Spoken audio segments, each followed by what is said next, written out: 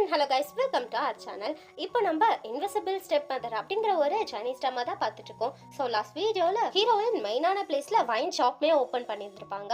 அதில் கூட்டம் நிறையா பேர் வருவாங்க. இதனால ஆப்போனன்ட் ஷாப் வந்துட்டு கோபப்படுவாங்க ஹீரோயின் மேலே. அந்த ஆப்போனன்ட் பர்சன் தான் ஹீரோயினோட சிஸ்டர் இன் லாவோட ஹஸ்பண்ட். இதுக்கு நடுவில் அந்த ஆப்போனன்ட் பர்சனோட ஒய்ஃபே சாப்பிட்றதுக்காக இங்கே வருவாங்க. இதுக்கப்புறம் என்ன நடக்குதுன்றது இந்த வீடியோவில் பார்க்கலாம். வாங்க வீடியோக்குள்ளே போகலாம். ஓப்பனிங் சீன்லேயே ஃபுட் தான் சர்வ் பண்ணிட்டு இருக்காங்க. ஃப்ரெஞ்ச் ஃப்ரைஸ்லாம் வைக்கிறாங்க. இந்த காலகட்டத்தில் இது புதுசு இல்லையா, டேஸ்ட் பண்ணிட்டு செம்மையா இருக்குன்னு சொல்லிட்டு இருக்காங்க. நெக்ஸ்ட் ஃப்ரூட் வைன் தான் குடிக்கிறாங்க. ஃபர்ஸ்ட் சிப் குடிக்கிறாங்க.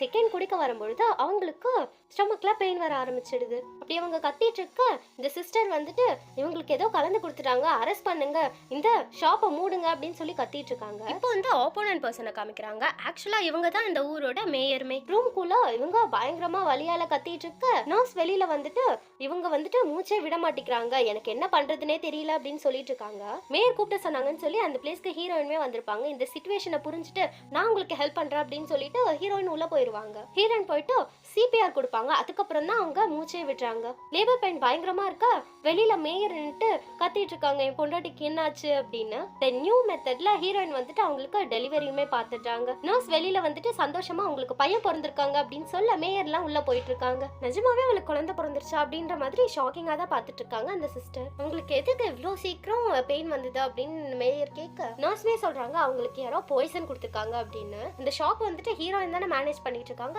என்னதான் இருந்தாலும் ஹீரோயின் மேல தானே பழி விழும். இப்போ அதுக்கான விசாரணை தான் போயிட்டு இருக்கு. வெளியில ஹீரோயினை விசாரிக்கிறாங்க. அதுக்கப்புறம் அங்க ஒர்க் பண்ற சர்வரையுமே விசாரிக்கிறாங்க. இந்த பிளேஸ்க்கு ஹீரோ அப்புறம் அந்த 3 பசங்களுமே வந்திருப்பாங்க. அந்த 3 பசங்க சொல்றாங்க இவங்க எங்களுக்கு ஸ்டெப் மாம் தான். என்னோட அப்பா இறந்ததுக்கு அப்புறமா நாங்க 3 பேரும் பர்டனா இருந்தாலும் எங்க ஸ்டெப் மாம் தான் அன்பா பாத்துப்பாங்க.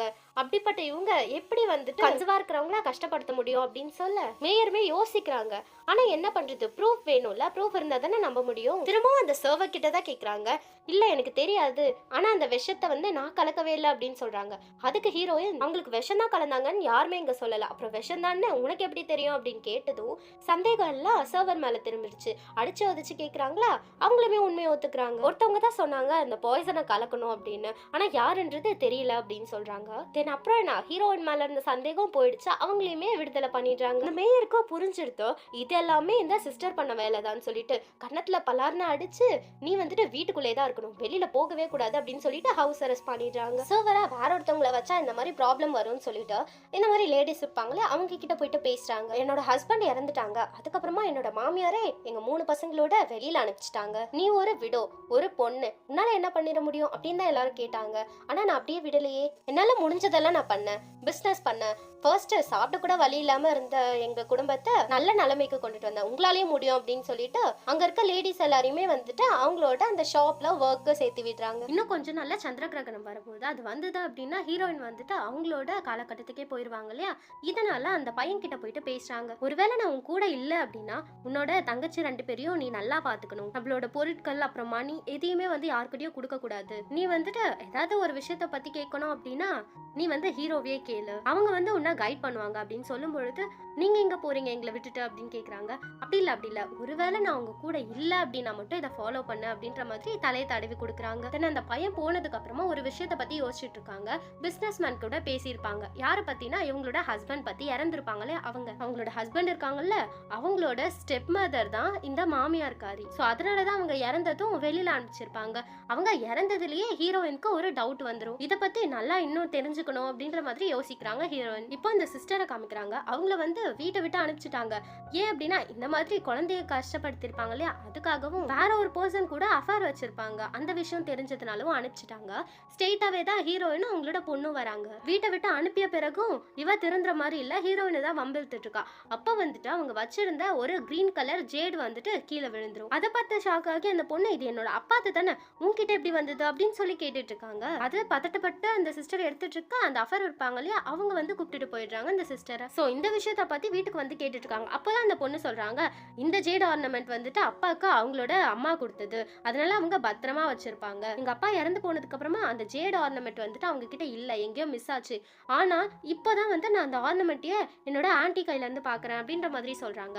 இந்த விஷயத்த பத்தி யோசிச்சு பார்த்துட்டு இருக்காங்க ஹீரோயின். அப்போதான் அவங்களுக்கு புரிய வருது நம்மளோட ஹஸ்பண்ட் இறக்குறதுக்கும் இவங்களுக்கும் ஏதோ சம்மந்தம் இருக்கு அப்படின்னு. அந்த கிரீன் கலர் ஜேட் ஆர்னமெண்ட்டை இவங்க பார்த்துட்டாங்க கொன்னுட்டாங்க இல்லையா, இந்த விஷயத்த தான் அந்த அஃபேர் வச்சிருக்கவங்க கிட்ட சொல்றாங்க. நம்ம தான் கொலை பண்ணோம்னு சொல்லிட்டு தெரிஞ்சிருக்கும் நேரம். என்ன பண்ணலாம் அப்படின்னு சொல்லி அந்த அஃபேர் வச்சிருக்கணும், வா அவளையே போட்டு தள்ளிடலாம் அப்படின்ற மாதிரி கூப்பிட்டுட்டு போறாங்க. ஹீரோயின் வீட்ல வச்சு எல்லாரையும் கட்டி போட்டு வச்சிருக்காங்க. அங்க ஒரு பானை உடைஞ்சிருக்கும், அதை வச்சு கயிறை கட் பண்ணிட்டு வெளியில வராங்க. ஹீரோயின் வந்துட்டு கன் வச்சிருக்காங்க, அதை வச்சு எல்லாரையும் மாசா போட்டு தள்ள இதை எல்லாரும் பயங்கர ஆச்சரியமா பார்த்துட்டு இருக்காங்க. அந்த குட்டி பொண்ணெல்லாம் வா ஓட்ட மோம் அப்படின்னு தான் பார்த்துட்டு இருக்காங்க. ஃபைனலா அந்த அஃபேர் வச்சிருக்கவனையும் போட்டு தள்ளிட்டு அந்த சிஸ்டர் கிட்ட எல்லாத்துக்கும் ஆதாரம் இருக்கு, ஸ்ட்ரெயிட்டா கோர்ட்ல போயிட்டு சப்மிட் பண்றது தான், நீ மாட்டினாப்பா அப்படின்ற மாதிரி சொல்லிட்டு இருக்காங்க. தென் இப்போ சந்திர கிரகணமும் வந்திருக்கும், அதை பார்த்துட்டு எல்லார் கூடவும் இருந்த மெமரிஸ், அப்புறம் எல்லார் கூடவும் ஹாப்பியா இருந்தது அப்படின்னு சொல்லிட்டு எல்லாத்தையும் நினைச்சு பார்த்துட்டு அப்படியே மயங்கி விழுந்துட்டாங்க. கண் முழிச்சு பார்த்தா கார்ல இருக்காங்க. ஃபர்ஸ்ட் கார்ல இருக்கும் பொழுது தானே இந்த பாஸ்க்கு வந்திருப்பாங்க, திரும்பவும் கார்லயே முடிக்கிறாங்க. எங்க என்னோட பசங்களாம் எங்க அப்படின்னு சொல்லி பார்த்துட்டு இருக்காங்க. அப்பதான் அவங்களுக்கு புரியுது நம்ம பிரசன்ட்க்கு வந்துட்டோம் அப்படின்னு. திரும்பவும் அவங்களெல்லாம் பார்த்தா சந்தோஷமா இருக்கும் அப்படின்னு நினைச்சு பாக்குறாங்க. பிரசன்ட்க்கு வந்துட்டாங்க இல்லையா, நெக்ஸ்ட் டே ஷூட்டிங்க்கு தான் போறாங்க. ஒரு ஹிஸ்டாரிக்கல் டிராமா தானே, சோ அதே மாதிரி செட் ரெடி பண்ணிருக்காங்க. இது என்ன நம்ம வீடு மாதிரியே இருக்கு அப்படின்னு சொல்லி சந்தோஷமா பார்த்துட்டு இருக்க, ஃபர்ஸ்ட் எபிசோட்ல 3 பசங்களை காமிச்சிருந்திருப்பாங்க இல்லையா நடிக்க வந்தவங்க, அவங்களுமே மேக்கப் போட்டுட்டு உட்காந்துட்டு இருக்காங்க. அந்த பசங்களும் அப்படியே திரும்பி பார்க்க ஹீரோயின் வந்துட்டு ஸ்மைல் பண்றாங்க. அதே மாதிரி 3 பசங்களும் ஸ்மைல் பண்றாங்க. ஃபர்ஸ்ட் எபிசோட்ல ஹீரோயின் எப்படி பீஸ் ட்ரை பண்ணியும் 3 பேரும் நோஸ் கட் பண்ற மாதிரியே பேசியிருந்திருப்பாங்க.